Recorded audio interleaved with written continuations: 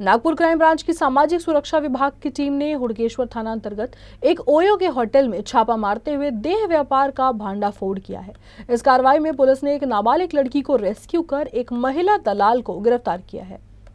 Milli जानकारी के अनुसार SSB शाखा को गुप्त सूचना मिली थी कि विद्या फुलझले नामक महिला फिर से वैश्य व्यवसाय का धंधा चला रही हैं। सूचना के आधार पर टीम ने ट्रैप बिछाया और बोगस ग्राहक की मदद से नाबालिग बालिका का सौदा 2500 रुपए में तय किया। आरोपी महिला पीड़िता को अपने साथ दोपहिया वाहन पर ट्रिपल सीट लेकर ओयो होटल यशराज इन पहुंची, जहां उसने जाली आधार कार्ड के जरिए कमरे की बुकिंग की थी। जैसे ही बोगस ग्राहक ने तय सिग्नल दिया, पुलिस ने होटल में छापा मारा और नाबालिग को मुक्त कराते हुए आरोपी महिला विद्या फुलझेले को मौके से ही गिरफ्तार कर लिया।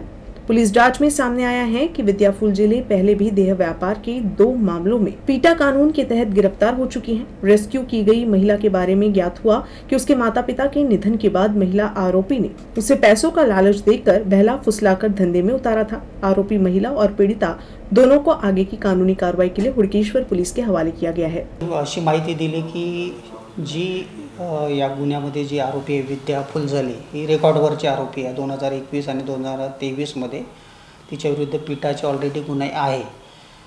तर ही महिला अल्पवयीन मुलगी देह व्यवसायासाठी प्रोव्हाइड करून देते, एकतर तिच्या घरी आणि किंवा मग तिने सांगितलेल्या हॉटेल लॉजमध्ये, अशी माहिती त्या बोगस ग्राहकाकडून आमच्या हवालदारास आली आणि त्यांनी मला ती माहिती दिली। ही सर्व माहिती प्राप्त झाल्यानंतर मग आम्ही बोगस ग्राहक पंच त्यालाच ज्यांनी माहिती दिली त्यालाच बोगस ग्राहक बनवून पंच वगैरे अरेंज करून आमची इथली जी पंचनामा कारवाई ती पूर्ण करून मग रेड अरेंज केली। आणि वाईट मार्गाला लावल्यानंतर ज्या दिवशी रेड झाली त्या दिवशी विद्याने कॉन्टॅक्ट करून तिला आपल्या घरी बोलावलं होतं, अशी ती स्टोरी आहे। त्याच्यानंतर रेड ती कारवाई झाली। कारवाईमध्ये ही जी आरोपी आहे विद्या धनराज फुलझले, वय 45 वर्ष, राहणार प्लॉट नंबर 24, बहादुरा, पांदन रोड, मस्जिद जो शारदा लेआउट, पोलीस ठाणे वाठवडा।